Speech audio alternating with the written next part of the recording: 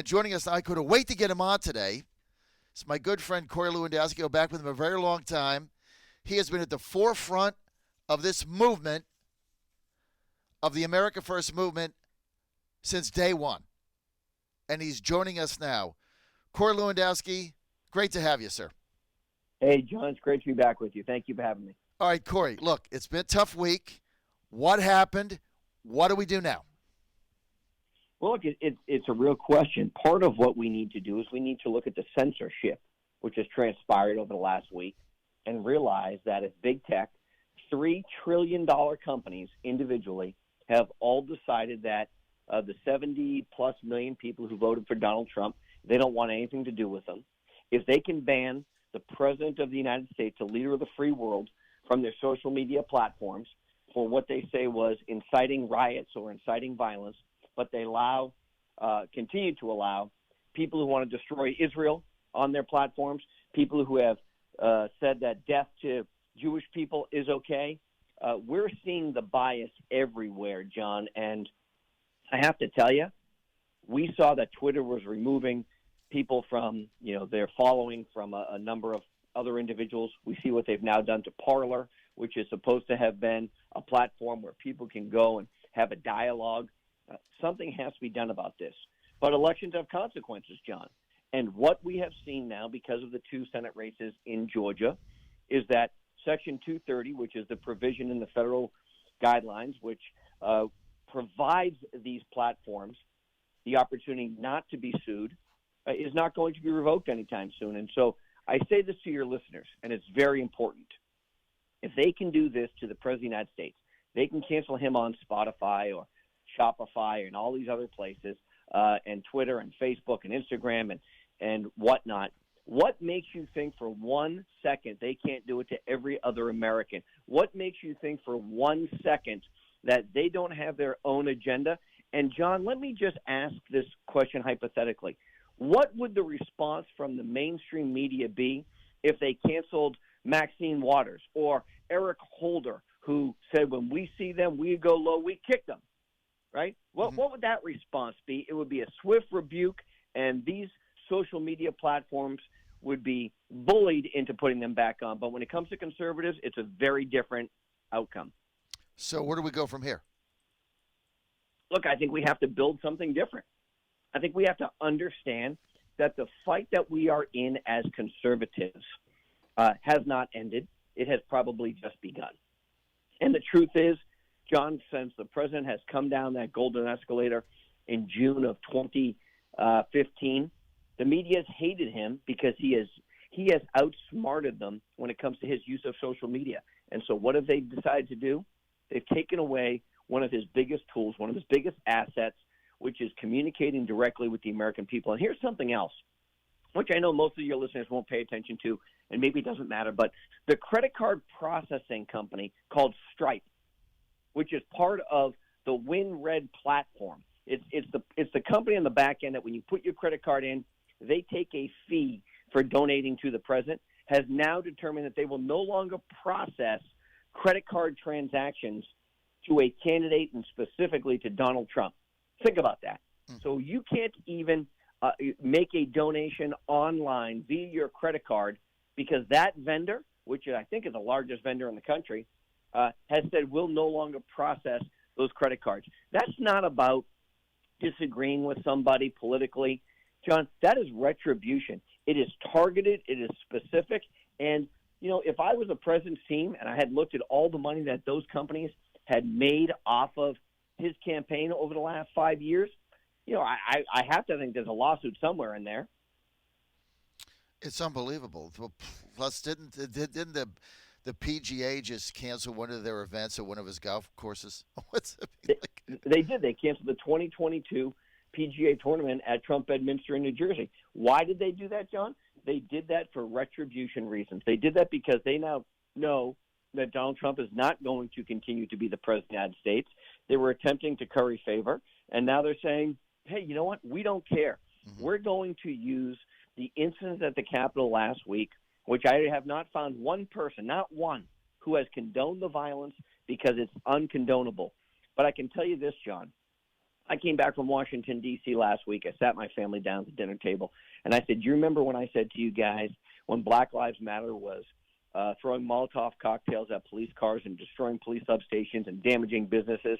I will never tolerate violence against the police, or that's not how we do it in this family. My kids said, yes, I do. I said, well, let me be crystal clear. I don't tolerate it when it takes place at the Capitol and it's supposed to have been a peaceful protest or a march of Trump supporters. I don't tolerate the Capitol. I didn't tolerate it anywhere else. But, John, the coverage of this, and if you went back and looked at some of the media coverage, it was these people are out of control. When you go back and you look at the way that specifically Chris Cuomo and others, Don Lemon, covered the Black Lives Matter protests, they said there's no obligation for protesters to be well-behaved. There's no obligation for them. And then, it's that famous clip of, well, these are mostly, by and large, peaceful protests, except the building behind me is burning down. And no one wants to be honest. And I'm going to be very clear and very honest. I didn't condone it when Black Lives Matter was out destroying our cities and our nation's capital, and I don't condone it when the Trump people do it either. But let's have a little intellectual integrity here. Let's have a little intellectual honesty and say you can't say 6 months ago that everything those rioters and protests were doing and the people's lives who were lost, that was okay, but this is different. It's just this is what I think the American people are most frustrated about. 12 days to go, and Pelosi is attempting to impeach the president, wants Mike Pence to invoke the 25th Amendment, which I don't believe he's going to do. What's the motivation there? He's got 12 days. Why are they doing this? They're doing it simply to go after this president. And we all know, number one, the U.S. Senate is not even coming back into session until the 19th of January. So, for John, I go back to listen to the rhetoric. This violence should never be tolerated. Donald Trump was so divisive. He was the worst thing since, whatever. All of a sudden, what are they saying? Well, with 12 days to go, let's impeach him again. I just watched little Adam full of Schiff on TV saying that impeachment must be done because he incited a riot which took place. Now, look, I'm not a constitutional scholar, but I did listen to Jonathan Turley the last 3 days on television where he said there is no metric, there is no measure of Donald Trump's speech which would even potentially constitute inciting violence. As a matter of fact, he said, if you listen to the speech, a number of things which were just the opposite of that. I agree and with there you. is a free speech option in this country. Right. And look, if we are going to prevent elected officials or other officials of encouraging people to go and talk to their elected officials, to go to their state capitals, to go to the U.S. Capitol and have conversations, if that's what the criteria is now for impeachment or criminal prosecution, this is a very, very, very dangerous slope, which means Madonna should be held accountable, as is all those other leftists who were there inciting or asking for violence that took place on the left that, hey, nobody cares. What about the actress that holds a facsimile of his head cut off? What about that? Hey, John, it's on the left and it's against Donald Trump, so nobody cares, right? That's the difference, right? Hey, you go and you look, and Twitter wants to make the argument that Donald Trump incited violence with his speech, although every constitutional scholar will say that's not the case. Right. Look, politicians want to be politicians, which means they have to play to their far left base. Adam Schiff, Nancy Pelosi are all beholden to AOC, and so they have to do something. But let's just think about this, and Jonathan Turley has made this point now. A snap impeachment is antithetical to everything our founding fathers have written when they drafted those documents, okay? The process to impeach a president was supposed to have been an evidentiary hearing in the House and then the trial in the Senate. If we think that under these tumultuous times, we can go and impeach a president in 5 days, 6 days, that is a very dangerous precedent. And if the precedent is that Donald Trump can still be impeached after he leaves the White House, which is basically what they're saying, then what is the statute of limitations? Can we go back and look at the things that Barack Obama did? Can we go back and look at the things that Bill Clinton did and re-impeach him in 2 years when Republicans take over the House and the Senate again. I think this is a very, very dangerous thing. Mm-hmm. I think Nancy Pelosi's interview last night on 60 Minutes was a real eye-opener because I think Leslie Stahl did a good job, actually. I think she held Nancy accountable for some of the things and said, look, you were the person who refused to compromise on the COVID relief bill for 8 months. Mm-hmm. You were the one who was holding these things up. And Nancy had no answer for those things. So we're going to see the most partisan Washington, D.C. for the next 2 years, okay? We're going to see the most far-left agenda that our country has ever seen being implemented for the next 2 years. And there's going to be very little recourse from elected officials on the right to do anything about it. How do we survive it? Look, our country has survived many, many incredible things. And, I had this conversation with an elected official over the weekend who said to me, look, Corey, you may not remember this, which I didn't, but, when our vets came back from World War I and they put up Tent City outside the White House because they weren't collecting the money that Congress promised them to live, which at the time was $1,000. Mm-hmm. The U.S. government brought in tanks and drove over those. So, look, we have gone through tumultuous times in our country. We have been through wars. We have been through all kinds of things. We are resilient. We are hard workers. And I believe, and I will always believe, we are the greatest country on the face of the earth in the history of this planet. And that doesn't mean we don't have our own problems. We still have massive problems, John. We still have a massive problem as it relates to, people being shot in the streets every day because of a lack of family values in some of these communities and a lack of leadership.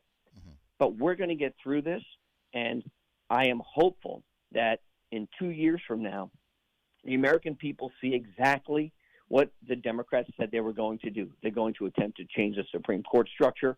They're going to potentially look at statehood for Puerto Rico and the District of Columbia. All of those things that they've talked about, including increasing your taxes by a total of about $4 trillion, defunding the police, they've told us exactly what they're going to do. I think that backlash is going to come, and it's going to come swiftly in 2022. John Fredericks Radio Network. We're with Corey Lewandowski. We got to get to 2022. So who's what?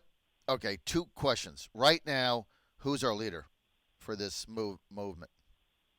Hey, that's a great question, John. And I don't think there is a singular head of anything other than Donald John Trump. As the president of the United States, as a person who I know is going to continue to be engaged in the process long after he leaves the White House, as an individual who has something north of $250 million in his campaign account. Mm-hmm. By every metric, Donald Trump is the leader of this movement, mm-hmm. and I believe he's going to have a huge influence in holding elected officials accountable and helping those individuals who want to run for office, who believe still, like I do, that it's called America First. Right. I mean, the movement is America First. It's nothing that we believed in. None of the policies have changed. None of the objectives has changed. None of that has changed. It's all the same. So now the question becomes, how do we get through 2 years? And what do we do? How do we get what people are scared because they've been censored, they've been targeted. And so what is your response to them? How do we stick together through this? We got 70 to 75 million true Trump voters, right? There's some that voted from hell to nose. I get that. But you probably got 70 million hardcore Trump voters. What is your message to them? How do we stick together?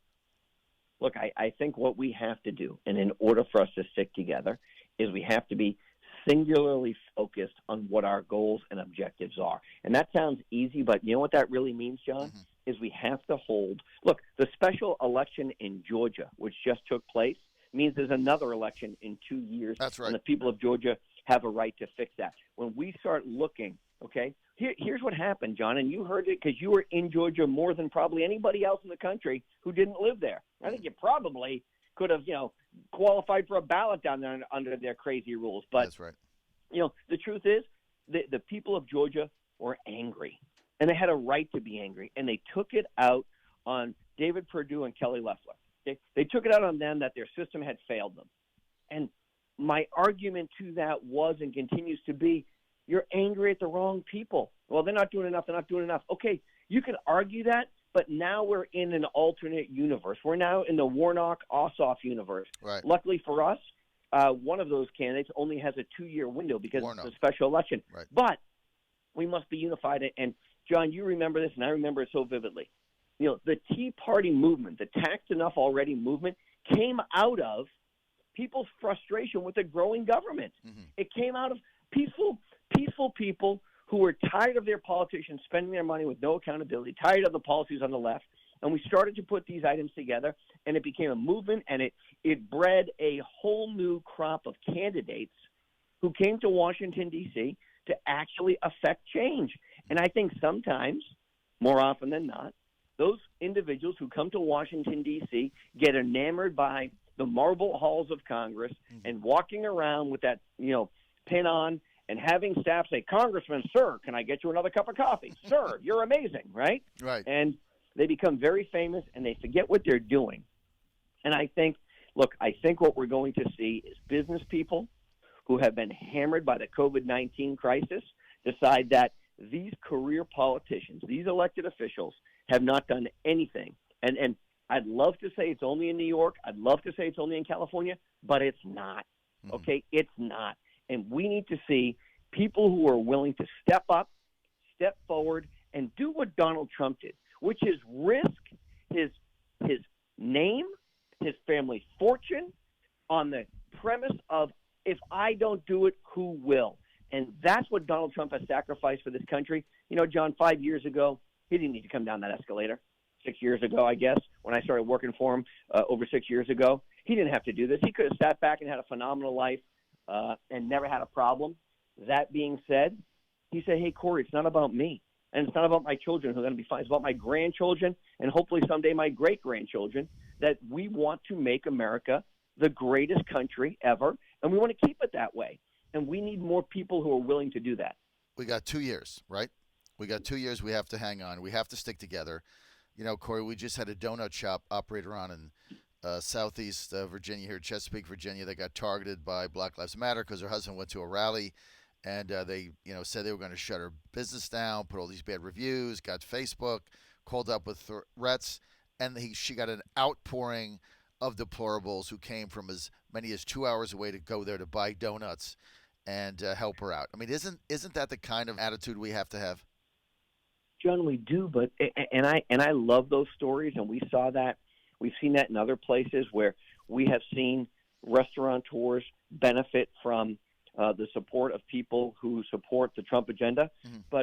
But look at the converse of that, and it's much more common when Sarah Huckabee Sanders gets thrown out of a restaurant in Virginia with her family. Mm-hmm. When Forbes magazine, supposed to be a business magazine's editor, says, "Don't hire, if you're a company, don't hire Sarah Huckabee Sanders, Kayleigh McEnany, Stephanie Grisham, or Kellyanne Conway, because if you do, your company will have no credibility."